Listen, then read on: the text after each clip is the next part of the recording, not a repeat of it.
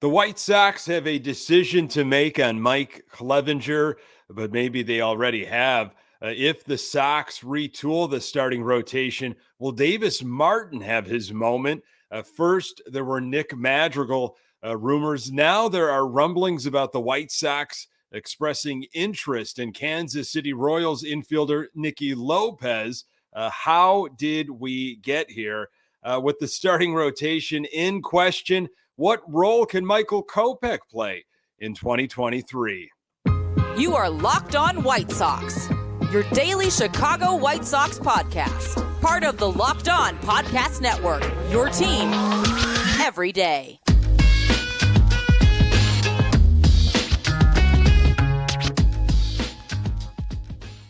Hey, Sox fans, welcome to Locked On White Sox. Thank you for making Locked On White Sox your first listen each and every day.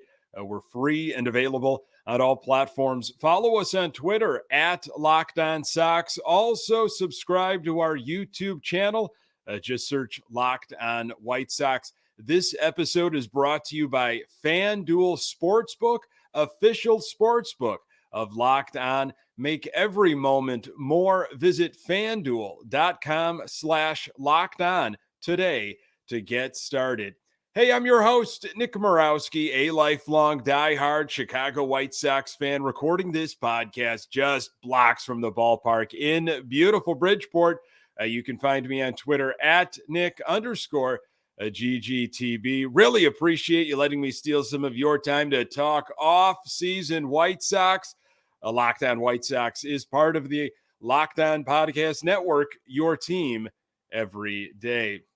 Michael Kopech still rehabbing his knee, but he might need to be someone to lean on this upcoming season. Are the White Sox scrambling to find a second baseman because they finally realize the reality? And what do the White Sox do about Mike Clevinger? Welcome back to Locked On White Sox. Look for episodes next week, Tuesday, Wednesday, Thursday, and then we'll get back up to 5 episodes a week once spring training gets underway. A little less than 3 weeks away here. Thank you so much, new subscribers on our YouTube channel. Would love for you to pass it along to other White Sox fans in your life as we inch closer to the 1,000 subscriber mark. So just revisiting a little bit from the previous episode, a lot of articles, a lot of stuff to consume revolving around Mike Clevinger in that big athletic piece that came out on Tuesday by Brittany Garorli and Katie Strang. And this, we know some things. We don't know a lot of different things. It feels like we want more, right? And it just seems like parties are staying quiet. Just a reminder, if you haven't heard, White Sox pitcher Mike Clevinger under investigation by Major League Baseball following allegations of domestic violence involving the mother of his 10-month-old daughter and child abuse. This is from the White Sox. This is what the Chicago White Sox put out. Major League Baseball and the Chicago White Sox take any and all allegations very seriously, and the White Sox are completely supportive of the joint domestic violence, sexual assault, and child abuse policy shared by MLB and MLBPA. MLB opened an investigation after learning of these allegations. The White Sox were not aware of the allegations or the investigation at the time of his signing. The White Sox will refrain from comment until MLB's investigative process has reached its conclusion. And really no word on that process. I mean, who knows how long this process could take. Again, pitchers and catchers should be reporting to Camelback Ranch in Glendale, Arizona, just a few days after the Super Bowl. So we're less than 3 weeks away. Clevinger, of course, 32 years old, joined the White Sox via a 1-year, $12 million free agent deal on December 4th. He is set to earn $8 million in 2023, and there's a $12 million mutual option in 2024 with a $4 million buyout. So were the White Sox truly in the dark on this situation? I'm trying to believe them. I want to believe the folks in charge that they did not know a thing. What did they know and when did they know it? I feel like that's what we're all asking ourselves as fans. And this is going to be something that's going to be continually peppered at Rick Hahn and Kenny Williams and other folks in the organization once spring training gets started. What was the due diligence process like when Clevinger was recruited and eventually signed? Did the White Sox ask around the league, maybe try to vet all different avenues if they were even able to, maybe they thought by doing that, asking around to other executives that was going to tip their hand. Remember, Mike Clevinger was signed very quickly in the offseason process. The White Sox wanted Mike Clevinger. And, I had the host of Locked On Padres on shortly after the Clevinger deal was in place and talked a little bit about, why didn't the San Diego Padres want to retain Clevinger? Why didn't they try to re-sign him? And the answers varied, but it seemed to me that there was some character questions involved, and they just felt like, why do we need to bring Clevinger back? We've got other guys, other arms. We can go get other opportunities. We've got the money and the means to do it. Why do we need to bring back a Mike Clevinger with so many question marks? The White Sox, this is so obvious, but you got to say it. I mean, they have to get this thing right. And I don't really know how you get it right at this moment. There are so many different angles in the Sox. I don't want to say they're in lose-lose, but it's a mess. This situation is really a mess. It seems though right now like the Sox are waiting for the investigation to run its course. They are going to sit back and wait to see what develops. They are not commenting further, and Mike Clevinger is not commenting. There was an article on CHGO that I found pretty interesting from Vinny Duber, does great work over there. And this is from that article. The Athletics report that I referred to earlier in this episode and in the previous episode, I'm sure you probably heard about it and read about that article. The Athletics report states that Feinstead has been in contact with the league since last summer when she alleged that the specific choking and slapping incidents to have occurred. A statement from the White Sox said the team was unaware of the allegations in the investigation when agreeing to a free agent deal in November. A source informed CHGO that player agents are not obliged to share information regarding league investigations with teams during negotiations, and that neither the league nor the players' union shares that information with teams either. Neither the league nor the players' union is obligated to share the information with the other party, and generally they do not. So comparisons to Trevor Bauer and what ended up happening with him are there, of course, for comparison. Do the White Sox wait and let the investigation take its course, or do they make a decisive, proactive decision and cut bait right now and just move on? I know the Sox are not planning to comment, but I would really appreciate a personal statement to go along with their previous one from Jerry or Rick Hahn. It will be a major distraction come spring training. Whether the White Sox wait until Clevinger is suspended by MLB or they cut him right now, the reality is that there's a strong possibility Clevinger will not pitch for the White Sox. So now what? I think we'll be seeing a whole lot of Davis Martin. Scott Merkin had a piece on the starting pitching depth on the White Sox website recently. This was his write-up on Martin. Davis Martin was a surprise arrival to some in 2022 after not being part of the big league spring training, though he would have been there if not for the CBA negotiations delaying a camp start. The 26-year-old right-hander was a solid addition for the White Sox over 9 starts and 5 relief appearances, with his overall numbers skewed downward after allowing 9 earned runs in an inning and 2/3 during the final game of the regular season against the Twins. I was there. It was ugly. So this is what White Sox pitching coordinator Everett Teaford said. Internally, we always thought Martin could be a back end of the rotation starter. So obviously he provides some depth and we can go up there and be a productive starter. Makes you really wish Johnny Cueto was the guy the White Sox were invested in all along. They liked what they saw in Cueto last year and felt like he still had some in the tank. Fan favorite in his short time in a White Sox uniform. Zach Greinke is still out there. Michael Wacha are still out there.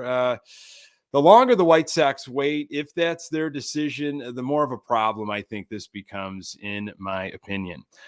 Pedro Grifol is familiar with Royals infielder Nicky Lopez. Instead of scrambling to make a trade, I'm going to tell you why the White Sox should just stick with what they have. More on that in a moment.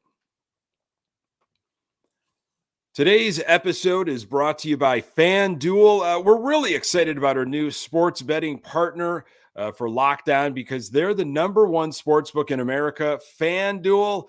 And if you're new to FanDuel, that's even better. They have so many great features that make betting on sports fun and easy. New customers join today to get started with $150 in free bets guaranteed when you place your first $5 bet. Just sign up at FanDuel.com/lockedon. FanDuel has all your favorite bets, from the money line to point spreads to player props. Plus, you can even combine your bets for a chance at a bigger payout with a same-game parlay. Looking at over-under for the Cincy Kansas City game this weekend, the big AFC-NFC championship. Last time I checked, it was 47.5. I like the over in that one. And the over-under for the San Fran Philly game was 45.5, liking the under there. Lots of stuff going on at FanDuel. It's all on an app that's safe, secure, and super easy to use, so football fans don't miss out. Place your first $5 bet to get $150 in free bets, win or lose, at FanDuel.com/lockedon. Make every moment more with FanDuel, official sportsbook partner of the NFL. So we heard about Nick Madrigal. Maybe the Sox should take a look at that situation and what the Cubs have going on, and maybe put together an enticing package, bring Madrigal back, and answer all of our second base problems. It's easier said than done.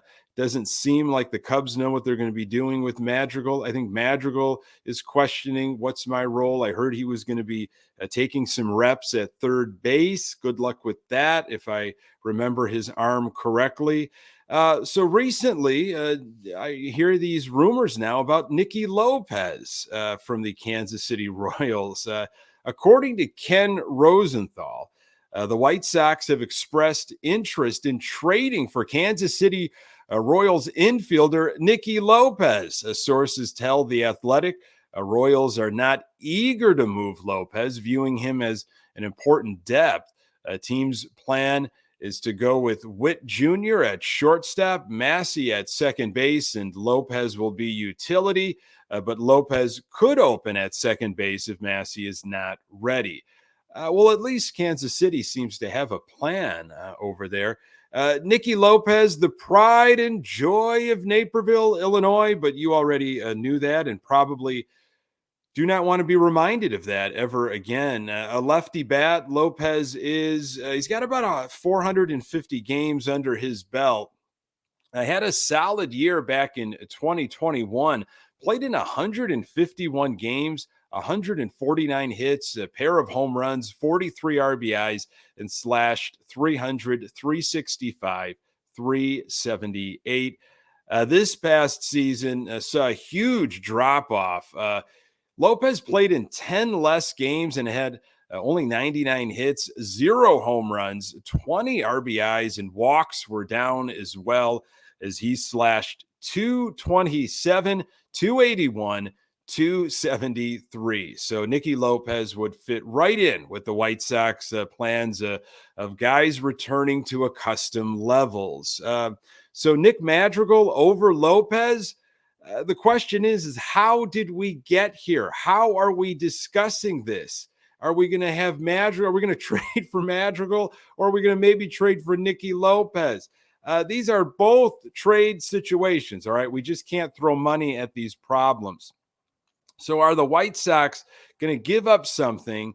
And is it even worth it? I'm sure Pedro Grifol, very familiar with Nicky Lopez, and maybe he fits into what he's trying to create with the Sox. But then why wasn't this something that was talked about or orchestrated a long time ago? You know, when Pedro Grifol had his plan of action, and it seemed like Andrew Benintendi fit into that plan.